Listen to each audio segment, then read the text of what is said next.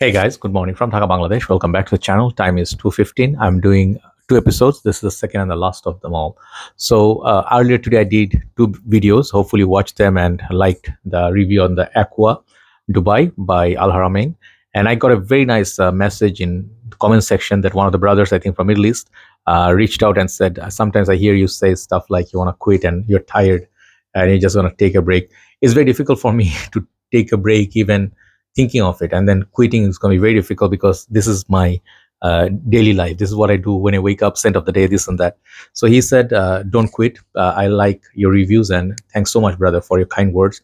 And you buy a lot of fragrance based on my recommendation. That is very very sweet of you. Okay, so I am doing a list sort of like 10 fragrances which smell high class, upper class in designer side. And I think I got everything pretty much designer. Some of them are a bit more expensive, and these are more expensive side of fragrances. And I realized one thing: the some fragrances could be expensive smelling from budget, but sometimes you really, I just notice in general you get what you pay for. Sometimes that's what is the case, and most of these fragrances I feel they are very up class in smell. They don't smell like casual. Okay, they don't smell like 10 other guys in the road or something like common DNA. Like, I'll give you an example before I start. I did not want to put like Invictus here. Okay, Invictus smells like a very nice sweet bubblegum, easy to like. Eros, 1 million. These are all great fragrances, but when you put them on, like, it smells like you are just out for fun, and anybody would wear that Sauvage. But these fragrances, I feel, these are a bit more up close. When you wear them, sometimes maybe the smell wise, they maybe is like 10, but performance wise, perhaps not like a beast mode.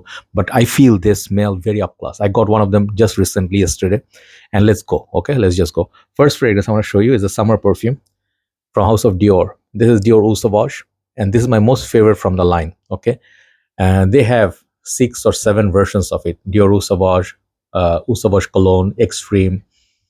There was the other ones, Fresh Air, the leather. So they have quite a few. I do love the Extreme version, the vintage I have. I have it somewhere nearby. Yeah, I do have it. Let me show you. I like showing my this fragrance a lot. I haven't worn it since winter, and I have some juice left. This is the Eau Sauvage. I think this is, sorry, this is Parfum, not the Extreme. So this is one of my favorite perfumes, but I do not reach for it as much because it's more nicer in the colder months. So most of the year, I wear Dior Eau Sauvage when I really, really feel like. Something about the smell. Okay, it's a classy smell. It is the smell from France. Okay, like I heard a lot of these younger folks, older folks still wear this, okay, in France because it's in trend.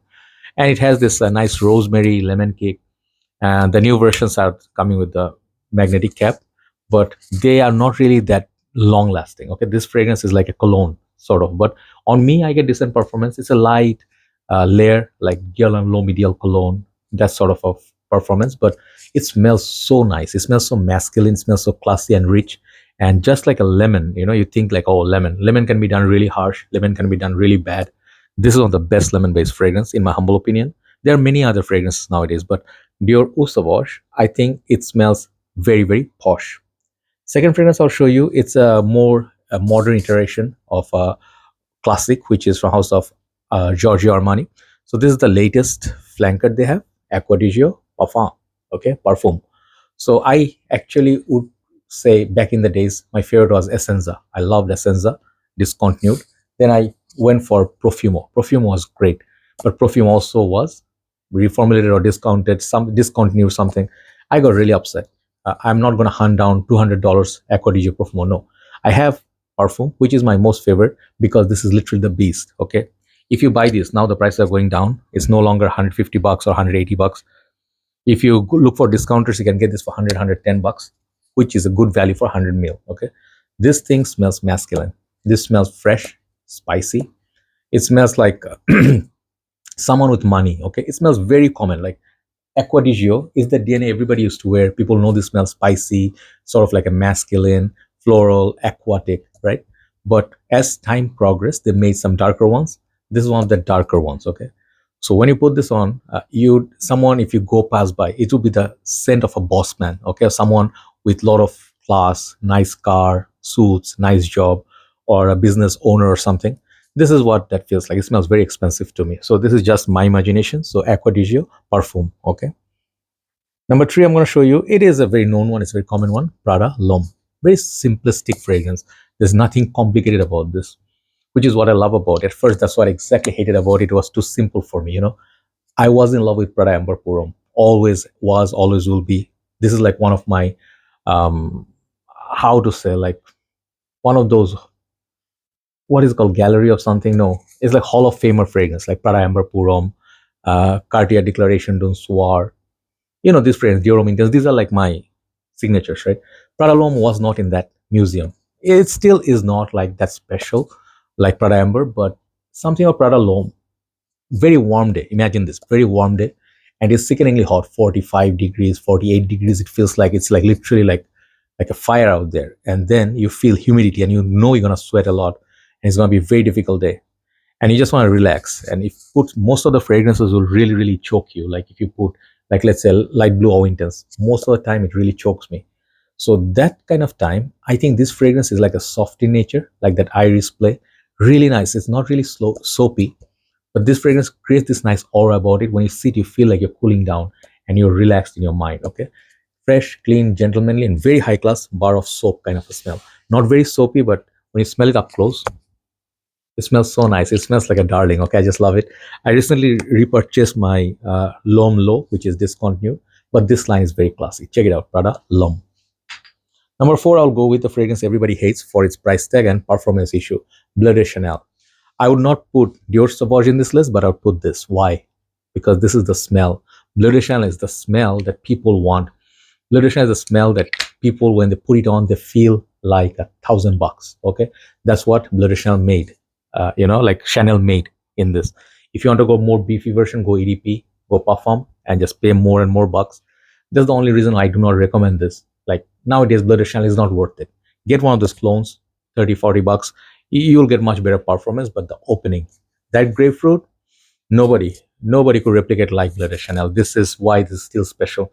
If the day they can replicate this DNA 100%, I'll tell you, I'll retire this. Okay, but Bleu De Chanel smells very expensive to me, and it's an expensive perfume. So I think now let's enter. I think I just should have done five freshy and five dark, but I have six darker ones. Okay. Number five is the fragrance I picked up recently. Okay, and I am yet to review this, but I love it already. This is from House of Issey Miyake, Nuit Issey, Polaris. Okay, this is a very discontinued, hard to find, like discontinued, very hard to find gem, and thankfully I got this one and one more, Arctic. Okay, so I will review them in time, maybe tomorrow or something. This line, I love Nuit Issey line. I have Nuit Issey Parfum.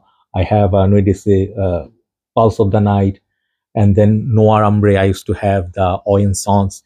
So I collect a lot of them, and there are few more. I will collect them all. Okay, hopefully, fingers crossed. Such a strong fragrance, such a nice leather, such dark spices. Where am I wearing this? Yeah, here. When I smell this, it does have the original Nuit Issey vibe, but it has kind of like a vanillic dry down. So it gives a little bit of sweetness, like a little bit of incensey, smoky feel. Then the leather is to die for. If you ask me to pick between this and Antheas by Chanel, it's a big statement. Mark that, okay? Back in the days, Antheas ruled. But if you ask me, what would you pick as a modern vibe or modern take on Antheas or Van Cleef and Arpels Purum, I would pick this. Okay, check out my review. I'll talk in depth. So these are kind of fragrance you should collect and keep in your collection. You can be very proud of. Very expensive smelling fragrance. Next one is this one, Kenzo Homme EDP. Usually, I always suggest Kenzo Homme EDP Intense over this because of the performance on that is much more crazier. This, I said, can replace your Bleu de Chanel. It's not the same perfume. Mind you, it's not the same fragrance. It's not even the same ballpark. But what this one achieves, I cannot unsay it. Once I saw that, I could not unsay it. I could never fall out of love with this line. The maroon one is good. EDT Intense is good. EDT is okay, but this stuff right here is something that you rock. It has that depth. It has layers. It smells, yeah, like Ganymede a little bit, but it also has something like a deep blue confidence about it. When you put it on, you just go with a huge army of fragrance. Like you go with huge confidence. Anywhere you go, perfect suit fragrance, perfect office, all year round, but best in winter. Kenzo Homme EDP, very expensive smelling, and I think this is the most affordable fragrance in this list, one of them anyway. Okay. Next one is an expensive one. It's a Tom Ford, and Tom Ford is our designer. I used to be confused all the time back in the days, but now I know. So confused, no more. This is Tom Ford Noir. I had this fragrance before. I had a vintage version. Then I recently got this bottle. I think they are discontinued or something. Okay, so they have quite a few in this line: Noir, Noir Extreme Parfum, and Noir EDT. But I like EDP. So you see the bottle, you'll know exactly why. This fragrance smells just like it: dark, mysterious, spicy, soapy, patchouli, not animalic, but it is a grown man scent. So all these fragrances that you're seeing right now, they are up class. Okay, this is what Tom Ford would wear if he goes in a like a event or something, and just gonna very, like how confident Tom Ford is. He has no confusion. He has no, stutter or anything. This is a confidence. This is a confident man. For me, right?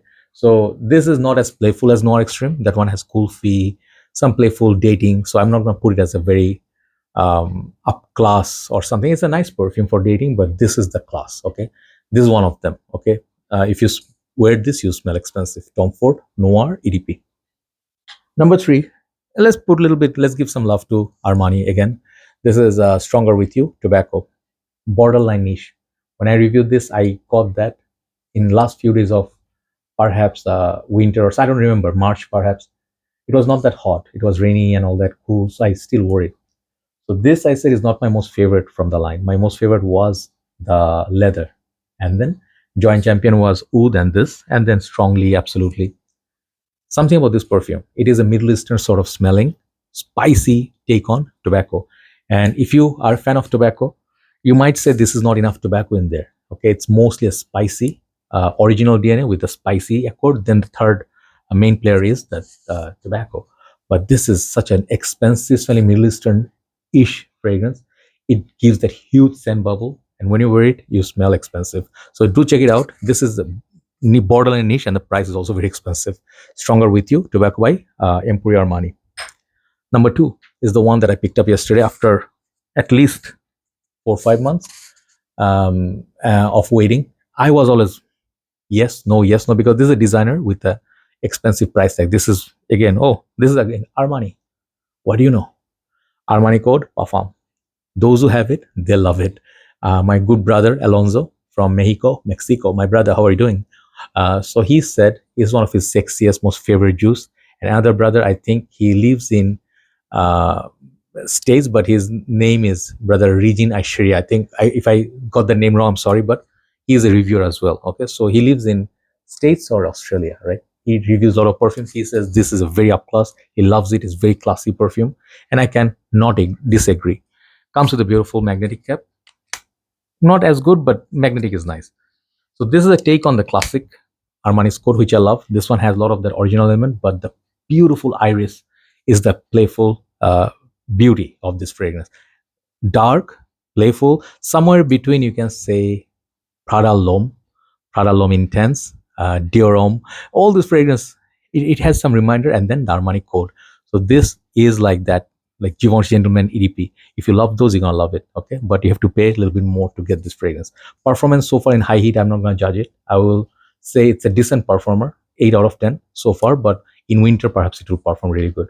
Really like it. Very upscale smelling, very expensive smelling. I wore it like 6, 7 sprays. I went to a coffee shop. I took a picture. I re-reviewed this, and people sort of gave me a look, okay, like admiring or something. They saw the bottle, they know, Armani's code, expensive smelling. So they also have, I think, EDT, some other version, but Parfum is my favorite. Okay, that's number two. So you'll be imagining like, he's gonna bring out his Dior Homme Intense next because that's his favorite. That's the rich man smell, right? Scent. No, I have a personal favorite right now.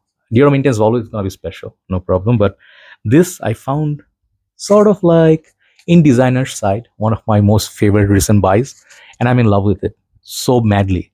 This is Brioni EDP Intense for him, and I did say how much I like it. You saw my review. Every single time I open this nozzle, I smell it. If Leighton was sexy, this would be it. Leighton has nothing on this, my friends, in terms of smell at least. This one brings apple brandy. This one brings Leighton exclusive. This one brings Boss Bottle. A lot of these fragrances, memory here and there a little bit, but it's not a clone of anything. This one is its own thing. Spices, playfulness. I love this fragrance. I just love smelling it. So how much I love it? I'm gonna sleep soon, but I love spraying this. Okay, performance, I will check still. Someone said it's not that long lasting, but 4 or 5 hours, even if you get, you're gonna enjoy this true and true. Very expensive smelling on the best designers. This one should be in the niche category. Okay, this one should sell like $250. I would pay that money. Okay, don't do that, by the way. Just I'm saying, just to show the significance. Brioni EDP Intense for Men, one of the most expensive luxurious smelling fragrance DNA.